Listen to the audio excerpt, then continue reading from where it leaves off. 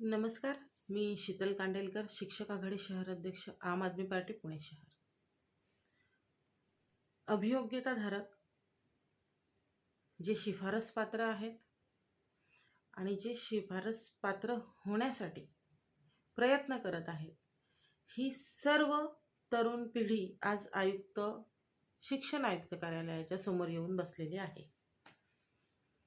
कारण आहे माननीय शिक्षण मंत्री केसरकर यांची खोटी आश्वासनं.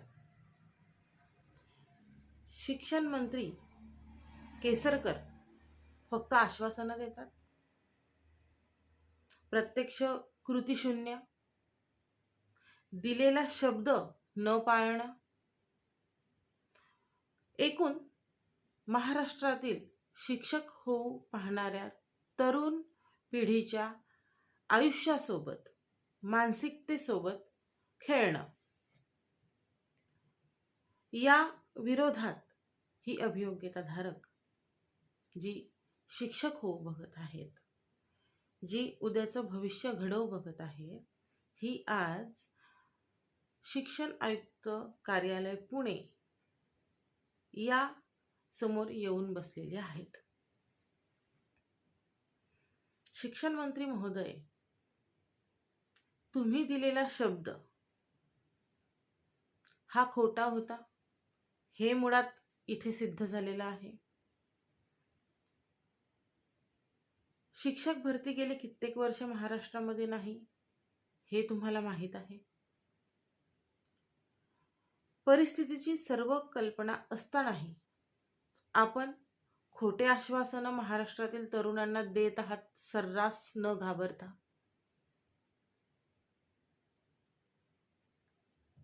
आपल्यासाठी एक राजकारणी म्हणून फक्त इलेक्शन्स निवडून येणे, मंत्रिपद मिळवणे हेच महत्त्वाचं आहे का?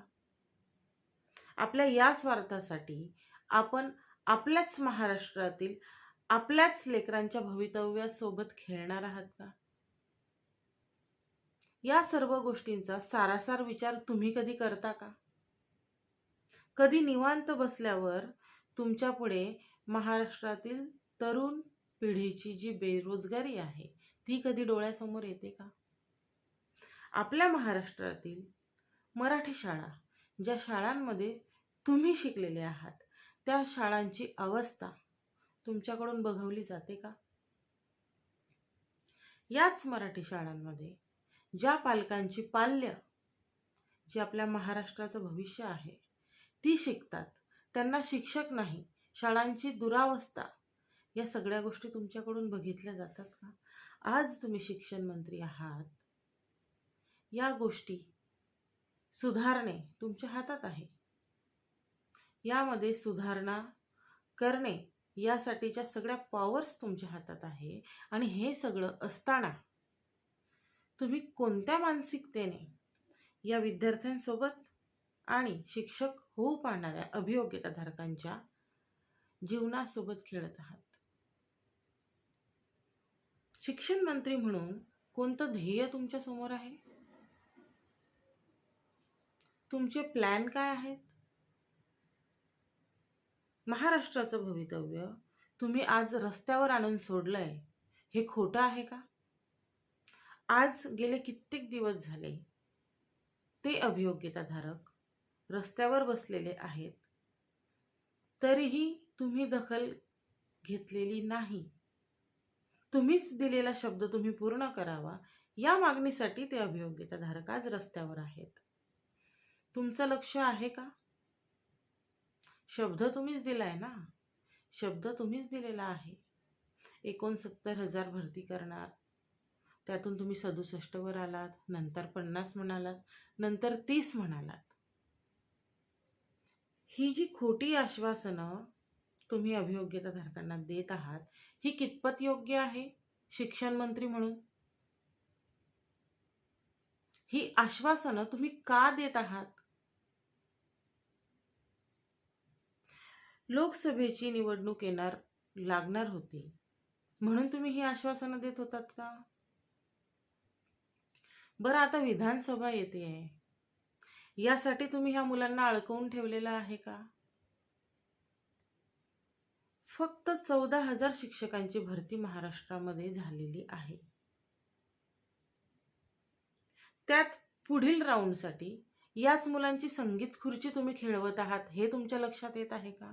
तुमच्या लक्षात येत नसेल, पण आमच्या लक्षात आलेलं आहे की शिक्षक भरतीमध्ये नेमकं होतंय काय. सर्रास चुकीचे मुद्दे लावणार, कोणताही नियम अभियोग्यताधारकांच्या डोक्यावर नेऊन ठेवणार, रात्रीतून कधीही तुमच्या याद्या लागताय, कोणत्या प्रवर्गाचे शिक्षक तुम्ही कुठे किती भरलेत याची माहिती तुमच्याकडे नाही, मागितल्यावरही देत नाही. हा जो अंधाधुंद तुमचा कारभार चाललेला आहे, याविषयी आमचा निषेध आहे. काय म्हणून तुम्ही आणि कोणत्या विचाराने ही भरती करत आहात? अभियोग्यताधारक जो रस्त्यावर येऊन बसलेला आहे, त्याची प्रश्न तुम्ही समजून घेतलेली आहेत का? अंधाधुंद प्रश्न विचारतात अभियोग्यताधारक, काहीतरी मागण्या करत बसतात. हे तुमचं वक्तव्य मुळात चुकीचं आहे. त्यांच्या मागण्या रास्त आहेत. तुम्ही दिलेला जो शब्द आहे तो पाळा, हेच त्यांना म्हणायचं आहे. निव्वळ 14,000 शिक्षक भरती करून तुम्ही अगदी शांत बसलेले आहात, हे कुठपर्यंत योग्य आहे? इतके दिवस एखाद्या भरतीसाठी लागतात का? आपलं राजकारण, आपलं पद आणि आपला स्वार्थ थोडा बाजूला ठेवला तर समाजाचा विचार तुमच्या मनात कधी येतो का? जो समाज रंजलेला गांजलेला आहे, ज्या समाजातील तरुण शेतकरी कुटुंबातून आलेले आहेत, ज्या समाजातील हा तरुण जो शिक्षण आयुक्त कार्यालयाच्या समोर रस्त्यावर बसलेला आहे, हा कुठेतरी मोलमजुरी करणाऱ्या कुटुंबातून आलेला आहे, हे तुमच्या लक्षात येतंय का? एक सिनियर राजकारणी म्हणून, मंत्रिपदावर आपला दावा असणारे एक अनुभवी व्यक्ती म्हणून तुम्ही या समाजाकडे बघताय का? महाराष्ट्राचे प्रश्न तुम्हाला कधी त्रास देताय का? कधी तुम्ही शांत बसून या गोष्टींचा विचार कधी केलाय का? आज ही तरुण पिढी रस्त्यावर का, हा प्रश्न तुम्ही स्वतःला विचारलाय का? नाहीच विचारला. मुळात आपल्यासमोर एक ध्येय आहे, इलेक्शन आपल्याला लढायचे आहेत, यामध्ये आपण निवडून यायला हवं आहे आणि कोणतं तरी मंत्रिपद आपल्याला मिळायला हवं आहे, इतकंच ध्येय तुमचं आहे का? आपलं आयुष्य गेलं, या पूर्ण आयुष्यामध्ये आपण काय मिळवलं, आपण समाजाकडे कसं बघतोय, समाजाला आपलं देणं काय, या गोष्टींचा अभ्यास तुम्ही कधी केलाय का? म्हणजे हौस म्हणून बोलत नाहीये इथे मी, स्पष्ट वक्तेपणाने कधीही माझ्या मनात आलेले विचार, मला पडलेले प्रश्न मांडत असते.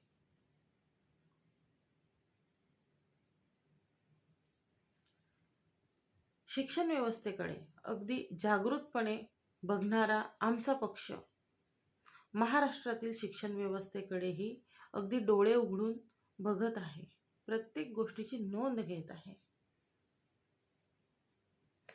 शिक्षण व्यवस्थेत काय चाललंय या सगळ्या गोष्टींचा आढावा आम्ही घेत आहोत. सगळ्या गोष्टींकडे आमचं लक्ष आहे. तुम्ही काय करत आहात याकडेही लक्ष आहे.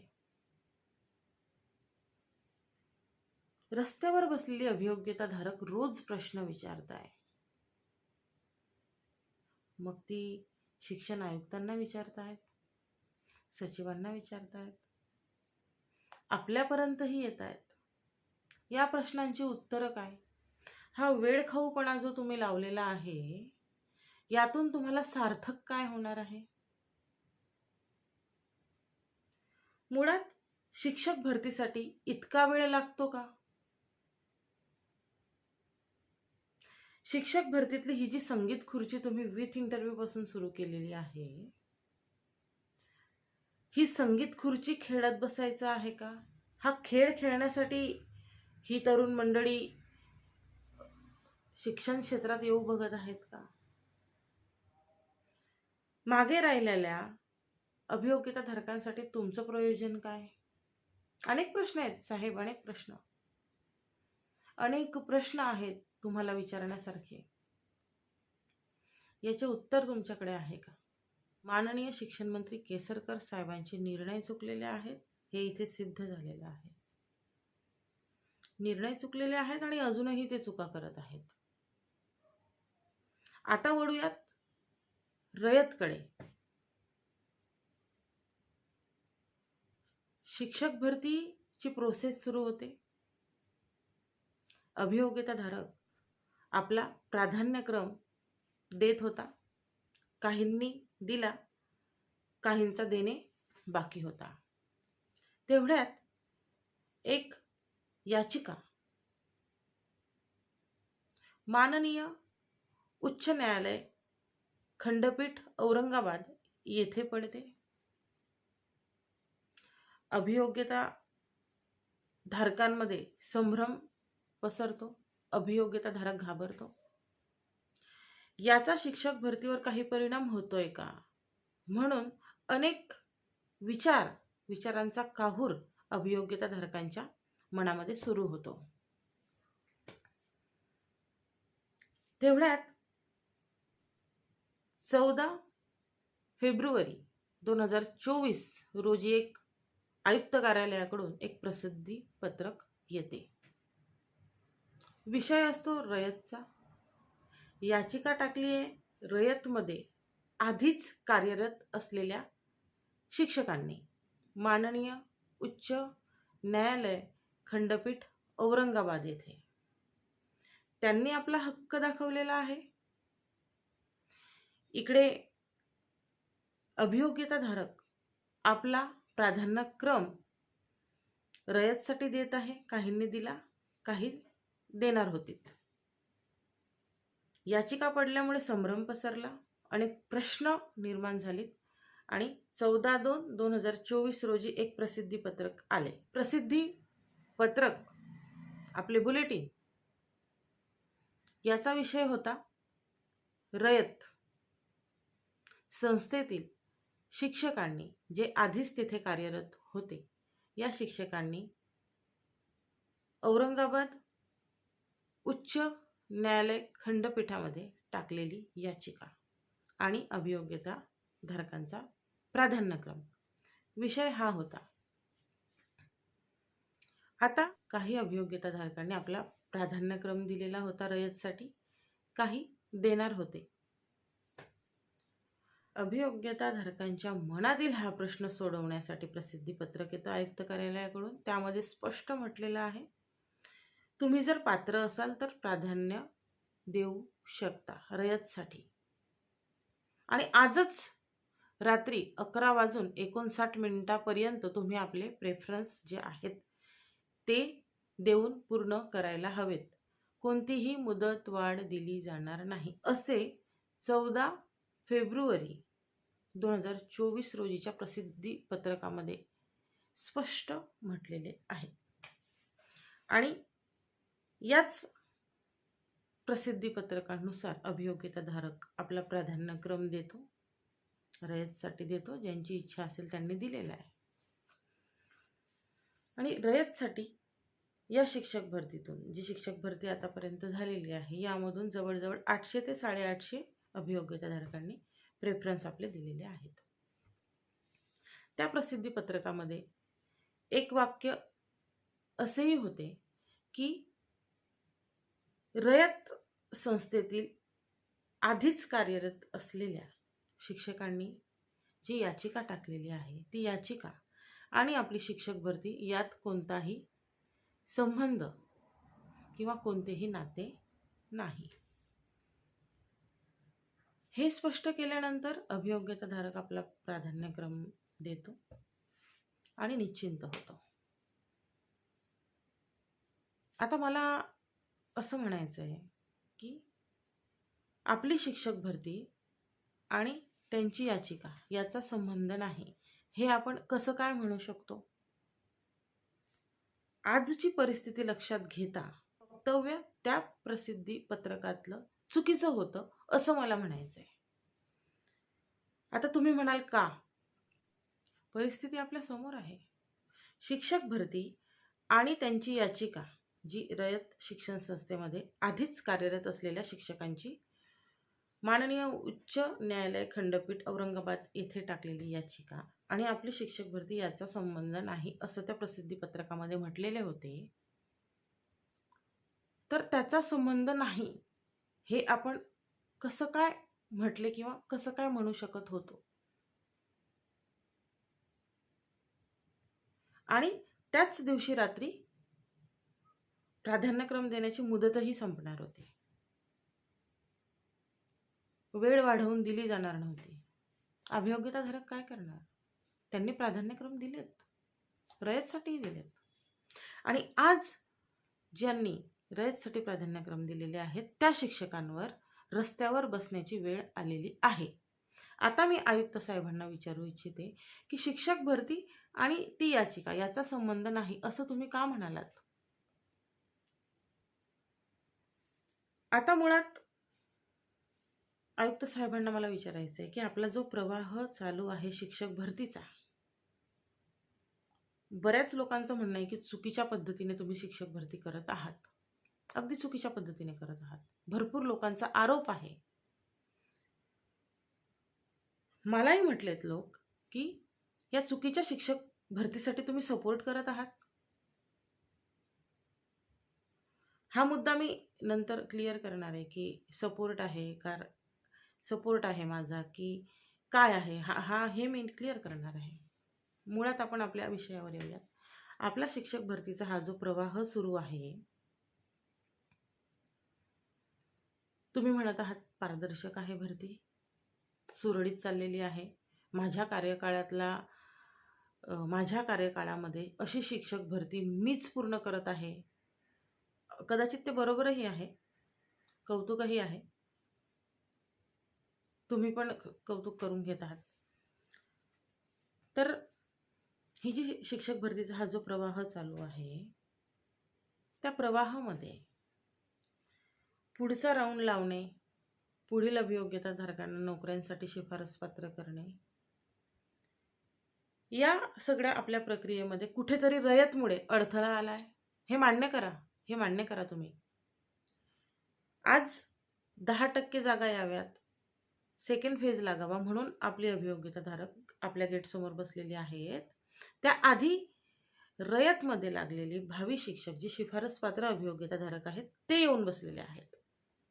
आणि तुम्ही त्या पत्रात म्हटलेलं होतं शिक्षक भरती आणि रयतवाल्यांनी जी याचिका टाकलेली आहे याचा काहीही संबंध नाही, तुम्ही तुमचा प्राधान्यक्रम देऊ शकता. हे चुकीचं गायडन्स नाहीये का? तुम्ही सांगितलं, राहिलेल्यांनाही प्राधान्यक्रम दिला आणि आज त्यांची चूक नसताना त्यांना रस्त्यावर यावं लागतंय. आता यात आपण कुणाला दोषी म्हणावं? आणि आज आपली मीटिंग झाली. मीटिंगमध्ये काय सांगितलं तुम्ही मीटिंगमध्ये? आम्ही प्रस्ताव पाठवलाय, विषय चालू आहे. रोजची तुमची उत्तरं नाही का? बरोबर ना? रोजची आपली जी उत्तरं असतात, आम्ही प्रस्ताव पाठवला आहे, विषय सुरू आहे, लवकरच निर्णय होणार आहे.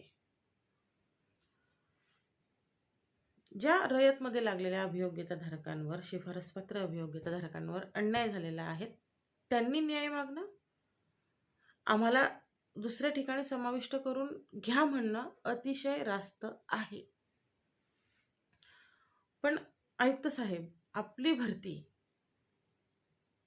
अगदी थोड्या जागांसाठी तुम्ही जी भरती केलेली आहे, जो शब्द तुम्ही दिलाय त्यापैकी म्हणते मी, जी 14,000 तुम्ही भरती केलेली आहे आणि विथ इंटरव्ह्यूमध्ये तर आपली संगीत खुर्ची सुरू आहे, बरोबर ना? तेच विद्यार्थी, त्यांनाच चान्स, बाकीचे घरीच आहेत. काही बिचारे ज्यांना पसंती क्रमासाठी संस्था आलेल्या आहेत, त्यांना तर पैसे मागितले जात आहेत. 20 लाख द्या, 25 लाख द्या, 30 लाख द्या, सर्रास पैशांची मागणी होते. आपली SOP fail. With interview round हा अभियोग्यताधारकांच्या आयुष्यातून कट करा. जी बिचारी आता रस्त्यावर बसलेली आहे, काही संबंध नाही त्यांचा. जी 11,000 भरती झालेली आहे त्याच मुलांसाठी तो राऊंड होता, हे सिद्ध झालं आहे. असो. बरं, 10% विषयी तुमचं म्हणणं काय आहे? सेकंड फेज तुम्ही कधी घेताय? तेवढ्यात तुम्ही जिल्हानिहाय भरती करणार, हा विषय मोठा. मुळात भरती करणं आणि आपल्या प्रवाहाला आपण वेगवेगळ्या स्ट्रीम्स, जशा नद्यांना असतात, नाले असतात, कुठे कुठे पाणी वळत असतं, तसं तुम्ही भरकटून लावली ही भरती. अनेक स्ट्रीम्स त्याच्या अशा निघाल्या आहेत आणि कुठेतरी कुठे त्या वाहत आहेत, आय डोंट नो. तुम्हाला कदाचित माहीत आहे का उगच वाहत चालली आहे भरती आपली अनेक रस्त्यांनी. अभियोगिताधारक जो शिफारस पात्र आहे रयतसाठीचा, तो अडकलाय, तो बसलाय रस्त्यावर. 10% भरती करा, सेकंड फेज लावा म्हणून बिचारी त्याच मंडपाच्या मागे एक दुसरा मंडप तुमच्या कार्यालयाच्या समोर आहे. ही अवस्था आहे आपल्या महाराष्ट्राची. ज्या विश्वासाने तुमच्याकडे लोक बघतात, यावर तुम्ही काय करत आहात? ही जी प्लॅनिंगने तुम्ही भरती विस्कळीत केली आहे ना, बरोबर. रयतच्या विद्यार्थ्यांना चुकीचं मार्गदर्शन, रयतमध्ये लागणाऱ्या अभियोग्यताधारकांना चुकीचं मार्गदर्शन, 10% विषयी हो हो म्हणणं. आता आचारसंहिता लागण्याची वेळ आलेली आहे. परत जिल्हानिहाय भरती करू, हा एक वेगळाच मुद्दा तुम्ही घेऊन आलेले आहात, ज्याचा कुठेही काहीही संबंध नसताना एक नवीन मुद्दा भरतीमध्ये आणणे, नवीन विषय आणणे, याने मुख्य प्रवाह कुठेतरी भरकटला जातोय तो. हे सगळं प्लॅनिंगने चाललंय ना. हे मुळात आपल्याला मोठ्या संख्येत भरती करायचीच नाही आहे, आणि करायची आहे तर करून दाखवा. करायची आहे ना तुम्हाला. मी जर खोटं असेल, माझं जर खोटं असेल, तर करायची आहे तर करा ना, करून दाखवा. नाहीतर अभियोग्यताधारकांना सांगते, किती अभियोग्यताधारक तुम्ही आहात चांगल्या मार्क्सवाले, अहो या ना, रस्ते ब्लॉक झाले पाहिजे. मी मागेही एका व्हिडिओमध्ये सांगितलंय, रस्ते ब्लॉक करा. उभं राहायला जागा मिळायला नको आपल्याला तिथे. स्पर्धा परीक्षेच्या मुलांना बघितलं ना कसं आंदोलन केलं. अहो रस्ते ब्लॉक झाले, 5-5, 6-6 गाड्या पोलिसांच्या, पिंजऱ्यावाल्या गाड्या तिथे रस्त्यावर उभ्या आहेत नवी पेठमध्ये. 3च दिवसात आंदोलन, 3ऱ्या दिवशी निकाल येतो, वेळ बदलवून मिळते परीक्षेची. असं काहीतरी करा. आपण तर कित्येक वर्षापासून शिक्षक भरतीची वाट बघत आहात. हक्कासाठी लढा, मोठ्या संख्येने या. घरी कोण बसलंय आता? घरी बसून फायदा नाही मित्र हो, फायदा नाही. तुम्हाला लढावं लागेल. मी किती वेळा सांगते, लढा उठा. जी अभियोग्यताधारक इथे आलेली आहेत त्यांचीच गरज आहे का? नाही, सर्वांचीच गरज आहे. आणि तुम्ही जोपर्यंत जास्त डोक्याने इथे दिसत नाही, जोपर्यंत मोठ्या संख्येने तुम्ही इथे दिसत नाही, तोपर्यंत तुम्हाला निर्णय मिळणार नाही. केसरकरांनी दिलेल्या शब्दामध्ये शिक्षक भरतीची जी संख्या होती ती पूर्ण करून घ्या. मागा यांना आपला हक्क. आपल्याला मिळायला हवा. मोठ्या संख्येने तुम्ही इथे यायला हवे. कितीक मोठा रस्ता आहे हो तो आयुक्त कार्यालयाचा, कधीच ब्लॉक होईल. तुम्ही जर 1000च्या संख्येने आलात तर यायला पाहिजे, यायला हवं. हा जो टाइमपास चालू आहे ना, हा होणार नाही. आपल्याला न्याय मिळेल. सर्वांनी घराच्या बाहेर निघा, आपला हक्क मागा. खूप चांगल्या गोष्टींसाठी आपण रस्त्यावर आलेलो आहोत. शिक्षण व्यवस्थेत बदल व्हावा, गरिबाच्या लेकराला शिक्षक मिळावा, गरिबाच्या लेकराला नोकरी मिळावी म्हणून आपण लढतोय. खूप चांगलं काम करतोय आपण. परंतु या हक्कासाठी, जो आपला हक्क आहे त्यासाठी आपल्याला लढावं लागतं, याचं वाईट वाटतं. आपल्याला रस्त्यावर यावं लागतं, या गोष्टीचं वाईट वाटतं. असो, आपल्यावर वेळ आलेली आहे. ही वेळ आपणच आणली, हेही लक्षात घ्या. परंतु ही वेळ आपण बदलवणार आहोत आपण लवकरच. मोठ्या संख्येने या.